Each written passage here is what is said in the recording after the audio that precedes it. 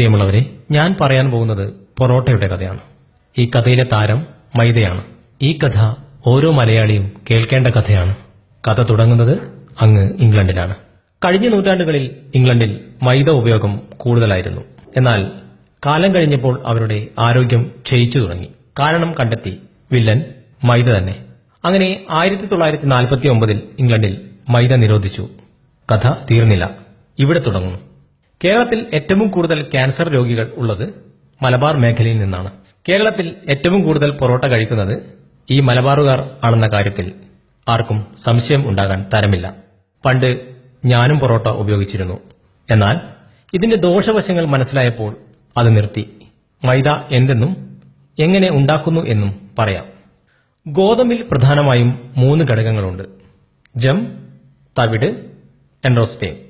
ഗോതമ്പിൽ നിന്ന് എൻഡോസ്പേം നീക്കം ചെയ്യുന്നു. ഈ എൻഡോസ്പേം സൂക്ഷ്മമായി പൊടിച്ചാണ് മൈദ ഉണ്ടാക്കുന്നത്.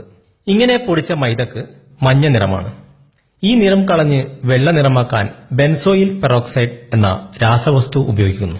ഈ ബെൻസോയിൽ പെറോക്സൈഡ് ചൈനയിലും ഇംഗ്ലണ്ടിലും യൂറോപ്പിലും നിരോധിച്ച രാസവസ്തുവാണ്. മൈദ വളരെ മൃദുവാണ്. അതിനായി അലോക്സിൻ എന്ന രാസവസ്തു ഉപയോഗിക്കുന്നു. ഈ അലോക്സിൻ എലികളിലും ഗിനിപ്പന്നികളിലും ഉപയോഗിച്ചപ്പോൾ അവയുടെ പാൻക്രിയാസിലെ ബീറ്റാ കോശങ്ങൾ നശിച്ച് ഇൻസുലിന്റെ അളവ് കുറച്ച് പ്രമേഹം ഉണ്ടാകുന്നതായി കണ്ടെത്തി. ഈ പൊറോട്ട കഴിച്ചാൽ വിശപ്പ് ഉണ്ടാകില്ല അല്ലേ? എന്താകും കാരണം? ദഹിക്കില്ല. അതുതന്നെ നമ്മുടെ ദഹന വ്യവസ്ഥയ്ക്ക് നമ്മൾ തന്നെ നൽകുന്ന 8ന്റെ പണിയാണ്.